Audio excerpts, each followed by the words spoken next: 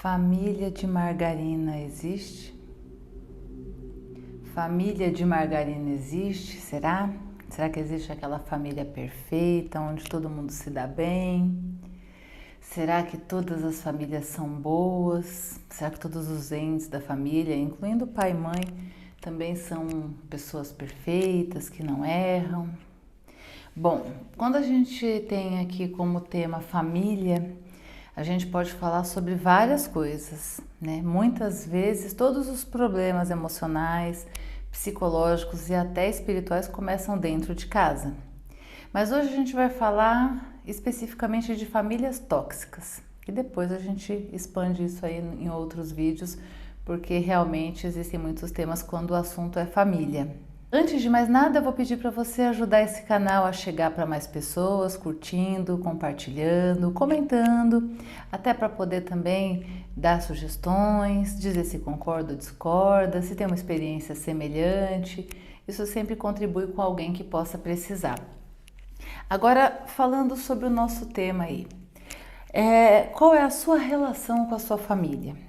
Se você tem uma família de pessoas que se dão bem, se tiver uma família onde todo mundo é unido, onde todo mundo é amigo, agradeça, porque não é a grande maioria das realidades.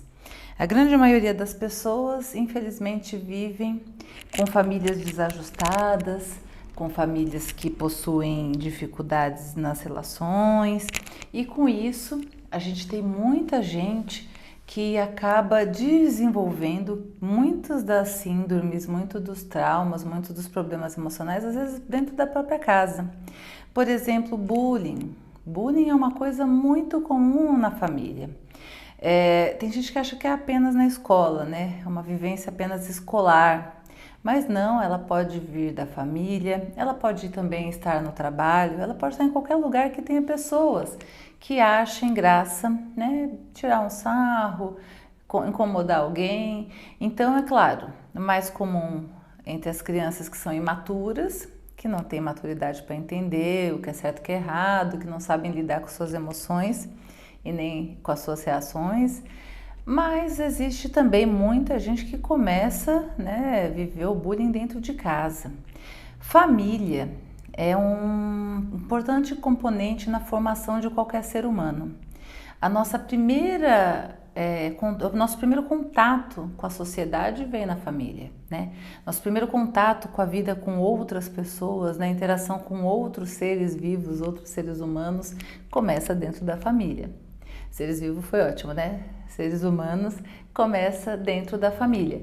E se essa relação não for uma relação saudável, se não for uma relação construtiva, perfeita nunca vai ser, tá, gente? Então, assim, não existe família perfeita, não existe família que não tenha problemas, não existe família onde todo mundo se ama só o tempo todo, porque a gente está lidando com pessoas, com seres humanos e estendendo um pouquinho mais, aí ampliando um pouquinho mais esse leque, a gente está lidando com espíritos.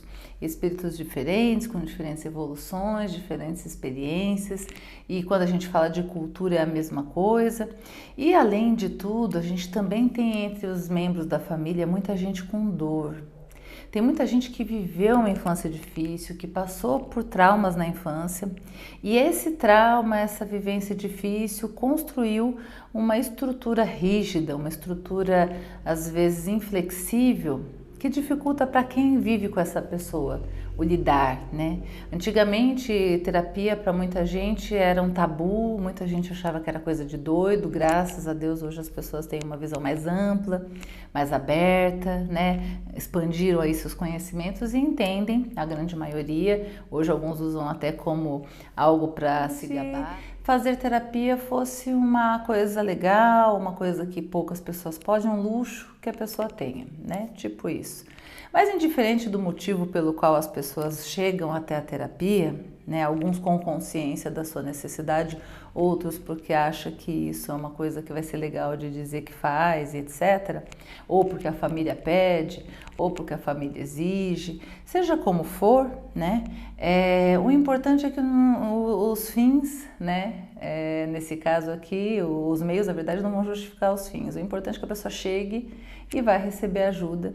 E mesmo que ela não acredite, ela vá aprendendo ali a se observar e vai evoluindo de alguma forma. Então, indiferente das formas que uma pessoa chega numa terapia, sempre o benefício acaba chegando para ela, de um jeito ou de outro, né? Agora, antigamente não tinha isso, antigamente terapia era coisa de doido, né? A falta de informação, de conhecimento, fazia com que muita gente deixasse de se cuidar.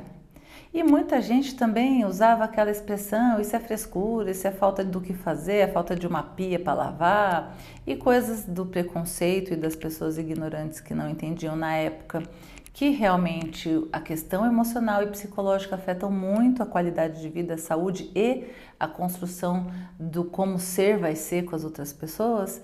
Acabou que muita gente hoje que vive entre a gente, principalmente entre os mais velhos, não é uma regra, mas muita gente são pessoas que são frutos da dor. Então, às vezes a gente vê uma pessoa mais áspera, uma pessoa mais ignorante, uma pessoa mais pavio curto, né, como o pessoal costuma dizer no jargão popular, e isso faz com que quem cresce com essas pessoas, né, um filho de uma pessoa com dor, um filho de uma pessoa que tenha tido uma vivência na infância difícil, geralmente vai ser difícil, né? É o efeito dominó. Então, um vai atingindo o outro até que alguém coloque a mãozinha lá e fale, agora parou.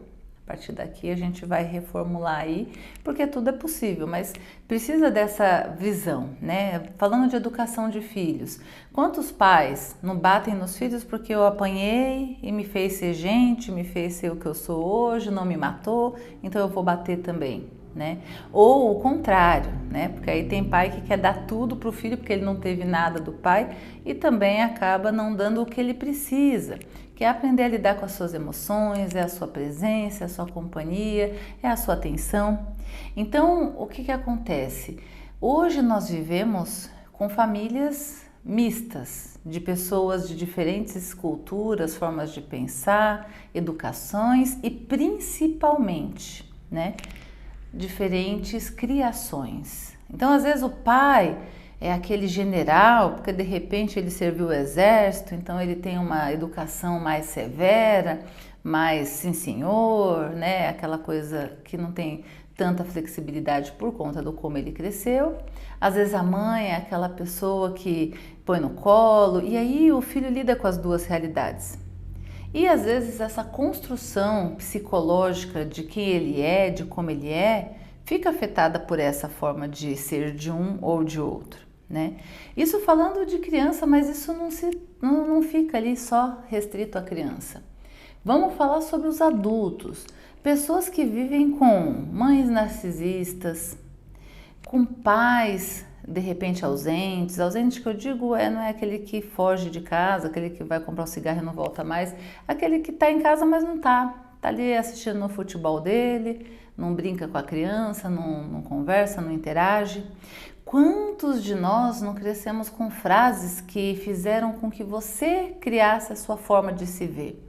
Você não presta para nada, isso aí você não consegue, você não sabe fazer nada direito, não vai ter um futuro bom. Parece que não, mas o seu subconsciente registra tudo isso. E muita gente que hoje sofre, por exemplo, de ansiedade, às vezes até de depressão por conta de não acreditar em si, ter uma baixa estima, está relacionado a lá no seu passado, lá na sua infância, aonde de repente você ouviu isso de quem? Do seu herói. Pai e mãe são heróis, pai e mãe são as pessoas mais importantes na vida de uma criança ou de um adolescente e também de um jovem, né? Quem não quer o amor do pai ou o amor da mãe? E quando você não tem isso? E quando isso vem em forma de agressividade, de severidade? E é muito engraçado. Para pensar nas pessoas que você conhece e veja se você não já viu alguém fazer igualzinho o pai ou a mãe que até um certo ponto eram criticados por aquela pessoa. Muitas vezes a gente vê e a gente chama isso de repetição de padrão. Se repete o padrão porque aprendeu, isso ficou no subconsciente. E a pessoa às vezes faz sem nem perceber. Está fazendo tudo que o pai ou a mãe fazia que eles achavam errado com seus filhos. Ou aquilo que criticava está fazendo igual. E isso não é uma regra, mas é uma coisa que muitas vezes faz mal, porque a pessoa vai viver aquela discussão interna, né? Não, mas eu não gosto disso, por que que eu sou assim, né? Fora que isso também acaba, vamos dizer, infectando as suas relações, porque a gente leva o que a gente tem. Não tem como a gente levar outra coisa, né? Então, uma pessoa, por exemplo, que não podia dar sua opinião na sua infância, na sua adolescência, geralmente é um adulto inseguro, que não sabe tomar decisões, que não se sente seguro para tomar as rédeas da sua vida. Então, olha quanta coisa, em terapia a gente vai percebendo o quanto a vida familiar, principalmente na primeira infância, segunda infância e adolescência, as pessoas vão sofrendo muito com coisas que ouvem, vão crescendo acreditando nisso e reconfigurar isso e fazer a pessoa perceber que isso na verdade era uma coisa que ela ouvia de alguém que de repente estava no seu momento de raiva, ou era fruto de uma dor, ou era uma pessoa que realmente tinha ali uma índole mais ruim mesmo, porque a gente tem que tirar essa fantasia de família de margarina, a gente tem que se desapegar dos padrões sociais que diz que a família tem que estar unida, que você tem que estar honrando o pai e mãe, a gente deve respeitar o pai e a mãe, nós temos uma dívida, né, espiritual e até mesmo moral com quem te colocou no mundo, no sentido de respeitar, no sentido de reconhecer, mas não de sofrer, não de conviver, né? A gente vê muitos casos de pais e mães que fazem mal para os seus filhos, mal às vezes até no sentido de realmente acabar com a vida de um filho. Né? E isso prova quanto nem sempre o pai ou a mãe são aquelas pessoas que você consegue estar perto em segurança. É claro que o ideal seria que as famílias fossem todas unidas, o ambiente de segurança, sua rede de apoio, esse seria o certo, seria o ideal, mas a gente tem que lidar com o real. Às vezes a pessoa que está ali naquele seio familiar, que veio como sua mãe, veio como seu pai, tem ali seus problemas, tem ali suas questões, e vão de alguma forma fazer você sofrer, né? Ou os seus próximos, seus irmãos, seus primos, e isso pode te incomodar. Então, assim, a relação tóxica, não importa em qual âmbito ela venha, né? Mas principalmente quando é dentro de casa, ela precisa ser repensada. Você pode viver porque eu não vou ficar longe do meu pai, da minha mãe, da minha família, eu faço questão de estar ali. É uma escolha e a gente tem sempre liberdade de escolher.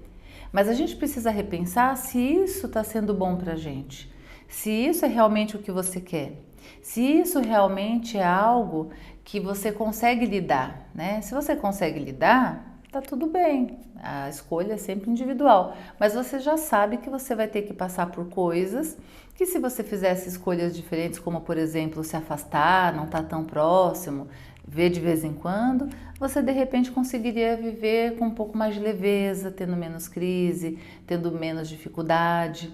Porque tem pessoas que até vão para visitar seus parentes, já sabendo o que vai encontrar, já sabendo que vai sair uma discussão, já sabendo que vai ouvir de repente coisas que não vai gostar, que vai ser vítima de bullying porque a família já tem esse hábito, e mesmo assim se coloca em risco, se coloca nessa condição e depois tem que lidar ali com tudo aquilo que vai, né, ser disparado ali, todos os gatilhos que vão ser disparados, né, nos momentos em que ela vai estar vivendo ali, aquela pessoa vai estar vivendo algo que ela não gosta, algo que faz mal.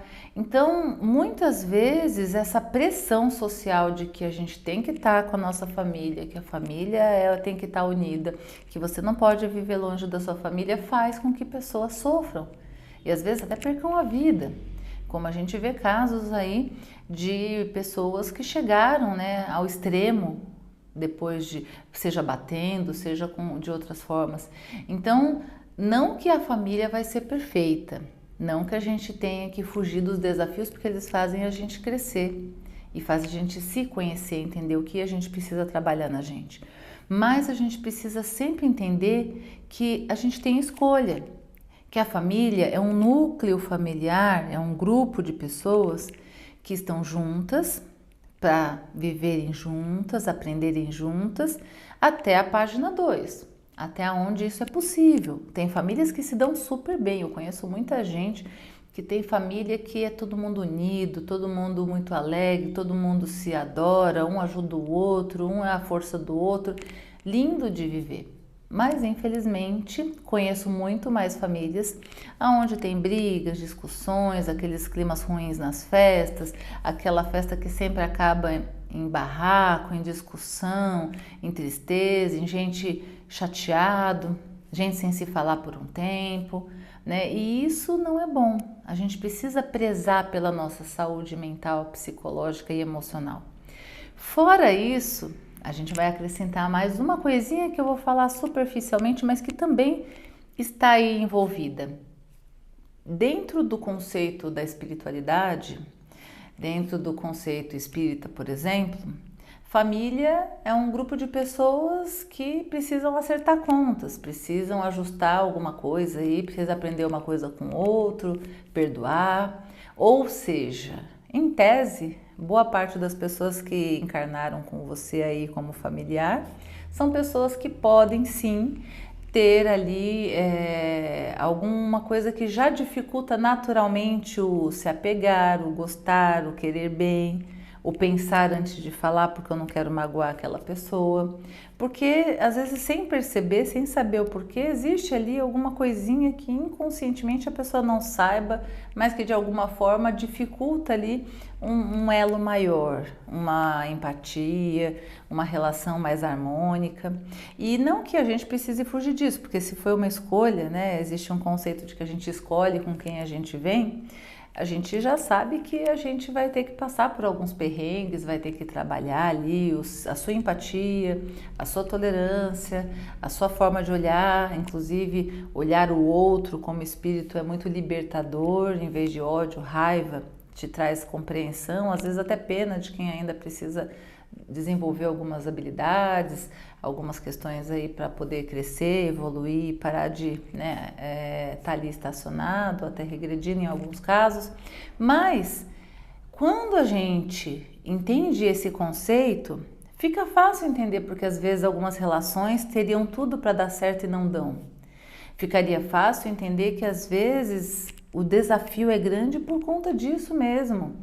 E que por isso você vai precisar de uma força maior, de um apoio maior. É importante estar fazendo terapia porque a terapia ela serve muito como ancoragem, né? Ela dá aquele apoio ali para aqueles momentos mais difíceis, mais desafiadores e pensar, né? A gente sempre fala que a liberdade de escolha existe e pensar se realmente vale a pena você se sujeitar a isso, até onde você precisa estar mesmo tão próximo, tanto em contato, você não pode reduzir um pouco, você não pode fazer uma escolha melhor, ou ainda, né, fazer as tentativas básicas do vamos conversar. DR não é só com namorado, namorada, marido e mulher, não. DR a gente pode também discutir a relação entre família, entre amigos, e dizer o que sente, o que incomoda. E se ainda assim não melhorar, escolher aonde você quer estar. A gente precisa priorizar um pouco mais o nosso bem-estar, a nossa saúde mental, a nossa saúde emocional, acima de qualquer outra coisa que a sociedade trouxe, né? Porque na verdade esse é um conceito apenas da cobrança externa que a gente acaba trazendo para a gente. E essa cobrança ela já traz muitos prejuízos. Muita gente não é quem é porque tem vergonha ou porque está com medo do julgamento. Muitas pessoas não colocam o que realmente são nas suas redes sociais por medo do julgamento. Quando a pessoa resolve falar sobre si, ser mais sincera, colocar suas opiniões e recebem haters, recebem comentários desagradáveis e recebem críticas, nem sempre elas conseguem lidar com isso e tem gente que chega até os extremos. Então, olha como o outro está sempre em torno das nossas decisões.